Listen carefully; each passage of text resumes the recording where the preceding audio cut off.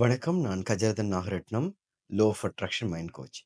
இந்த வீடியோவோட ஒரே ஒரு நோக்கம், அது என்னன்னா, உங்களுக்குள்ள விழிப்புணர்வு ஒண்ண உருவாக்குறது.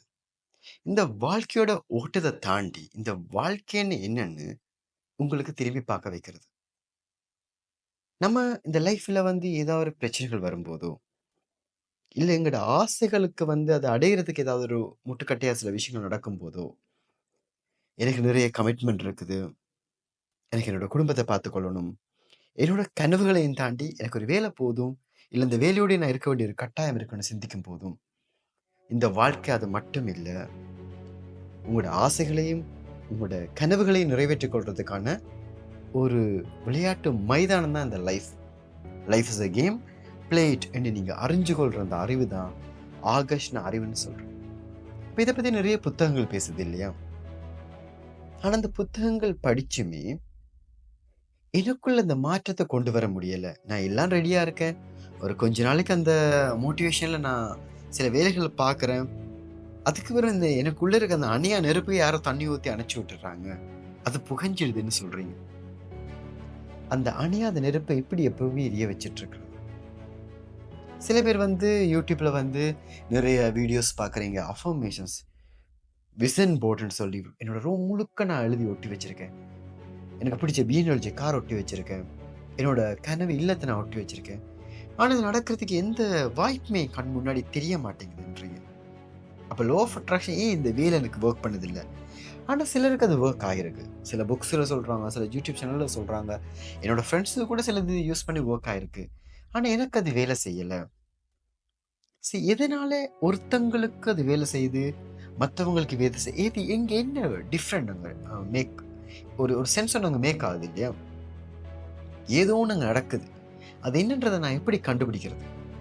இல்ல எனக்கு மட்டும் இப்படித்தான் எழுதி வச்சுட்டாங்களா? இது மாரி தான் விதின்னு எழுதி வச்சுட்டாங்களா?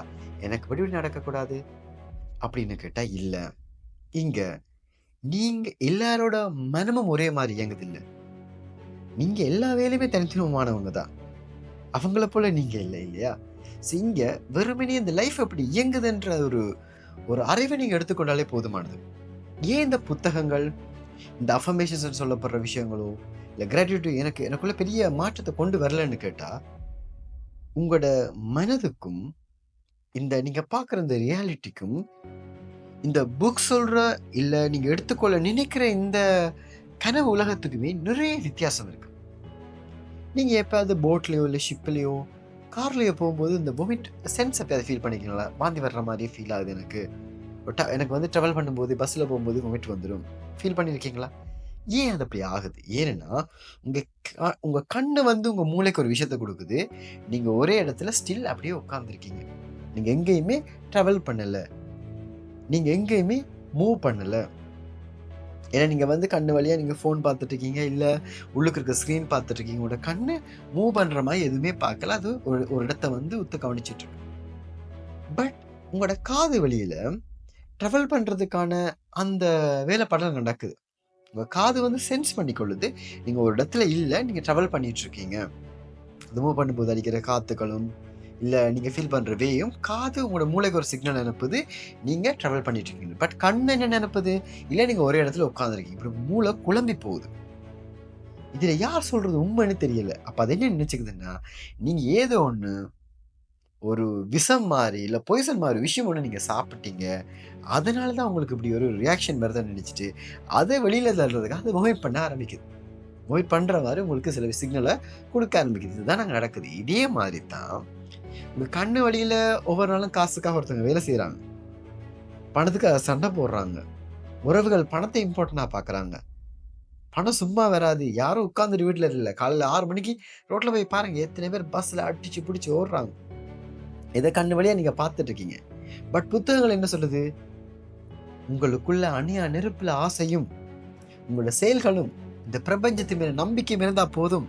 உங்களுக்கு அது நடந்துரும்ன்னுது. இப்ப இதுல மைண்ட் எத எடுத்துக்கொள்றது? அப்பத்தான் அது இந்த ரியாலிட்டியும் எடுத்துக்கொள்ள முடியாம, இந்த மேஜிக்கலான வேர்ட்ஸையும் எடுத்துக்கொள்ள முடியாம, அது குழம்பி போகுது. அதனால தான் உங்களுக்கு எதுவுமே வொர்க் பண்ணாம, நீங்க எந்த பக்கம் சாயணும்னு தெரியாம இருக்கீங்க. இதனால தான் நான் சொல்றது, ஃபர்ஸ்ட்டு இது எல்லாம் உங்களுக்கு சொல்லி காமிக்கிறேன். இந்த பிரபஞ்சத்தையும் இந்த சமுதாயத்தையும் உங்களையும் உங்களுக்கு காமிக்கிறது எது? இதுதான் காமிக்கிறது மனது மட்டும்தான். அப்ப இங்க எல்லாத்தையும் உருவாக்குறது மனசுன்னா, அந்த மனசை முதல் உங்க கட்சிக்கு மாத்தணும் இல்லையா? அது உங்களோட நண்பனா மாத்தணும். உங்களோட மனம்தான் உங்களோட மிகப்பெரிய எதிரி. அதை முதல் நண்பனாக்கணும்னு சொல்றேன். அப்ப இந்த புத்தகங்களோ இந்த வேர்ட்ஸுகளோ உங்களுக்கு ஒருபோதும் உதவ போறது இல்லை. அதை நீங்க படிச்சு எடுத்து அவளை என்ன உங்களோட புத்தகத்துல என்ன வேர்ட்ஸை நீங்க படிக்கிறீங்க, ஏதோ உங்க மைண்டுக்கு எடுத்துக்கொள்ளணுன்றதே அந்த மைண்ட் தான் டிசைட் பண்ணுது. அது உங்க கையிலேயே இல்லை. இப்ப நான் ஒரு புத்தகம் ஒன்று எடுத்து யோகா வசிஷ்டம் மட்டும் கொடுக்குறேன்னு வைங்களேன், நீங்க படிக்கிறீங்க அல்ல கருத்துக்களை சொல்லுங்கன்னு சொன்னா அதுல இருந்து உங்க மைண்ட் என்னத்தை எடுத்துக்கொண்டுச்சோ அதைத்தான் உங்களுக்கு கொடுக்குமே தவிர உண்மையிலேயே வசிஷ்டர் அங்க என்ன சொன்னான்றதை நீங்க சொல்ல போறது கிடையாது. ஸோ இது இப்படித்தான் ஒர்க் ஆகும்.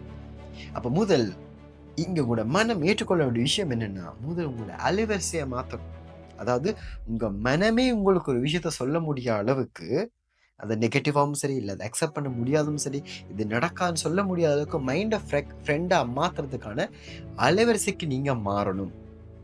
அப்படி மாறுறது மூலமா உங்களுக்கு அதைத்தான் ஞானம்னு நான் படிப்பிக்கிறேன். என்னன்னா முழு நம்பிக்கையோட உறுதியான ஒரு வடிவம். நான் இன்னதென்னு கண்டுபிடிக்கிறது, நான் இதுதான்னு தெரிஞ்சு கொள்றது. அதுக்கு நான் எப்படி ஒரு டேர்ம்ஸ் கொடுக்குறேன்னு சொன்னா, கொழுந்து விட்டெறியும் ஆசைகள் எவனது மனதில் குடிகொண்டிருக்கின்றதோ அவனே கனவுகளை அடைவதற்கு தகுதி பெற்றவன் ஆகிறான். அப்புறம் வேர்ட் என்னன்னா, வெறுமனே ஆசைகள் வேணாம்னு சொல்றேன். அது உங்களுக்கு கொழுந்து விட்டெறிகிற ஆசையா இருக்கணும்னு சொல்றேன்.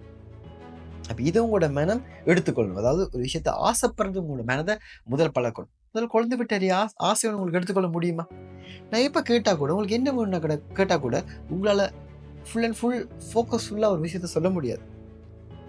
ஒன்று இன்றைக்கி இருக்க சுச்சுவேஷனை வச்சு ஒன்று சொல்லுவீங்க, இல்லை உங்களோட ஃபேமிலி சுச்சுவேஷனை வச்சு ஒன்று சொல்லுவீங்க, இல்லை உங்களோட கமிட்மெண்ட்டுக்கு என்ன வேணுன்றதை பற்றி சொல்லுவீங்க தவிர உங்களோட ஆசைகளை என்னன்றதை ட்ரூவாக நீங்கள் எங்கே பார்க்க போகிறது இல்லை. ரெண்டாவது விஷயம் இங்கே என்னென்னா, சார் எனக்கு ஒரு கோல் ஒன்று இருக்குன்னு செட் பண்ணுவார். கோல்ன்றது என்னது? ஒரு இலக்கு. இலக்குகளை நீங்கள் தீர்மானிக்காதீங்கன்னு நான் சொல்லிடுறது.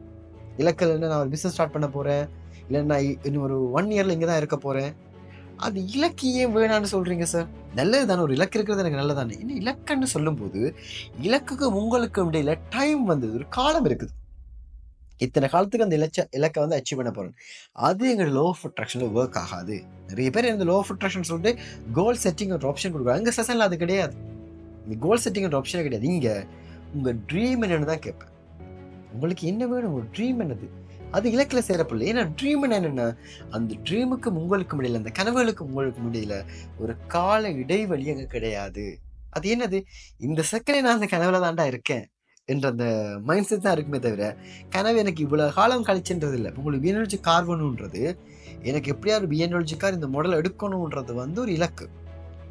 இப்போவே இந்த பிஎன்எல்ஜி கார் இந்த மாடலை என் கையில் தான் நான் ஃபீல் பண்ணுறேன், அதோட ஸ்ட்ரேங்கை நான் ஃபீல் பண்ணுறேன்றது தான் அது உங்களோட கனவு. இப்போ இந்த வித்தியாசம் உங்களுக்கு புரிஞ்சிருக்குன்னு நம்புறேன். இந்த வீடியோவில் நீங்கள் சில விஷயங்களை தெளிவாக புரிஞ்சு கொண்டிருப்பீங்க நம்புறேன்.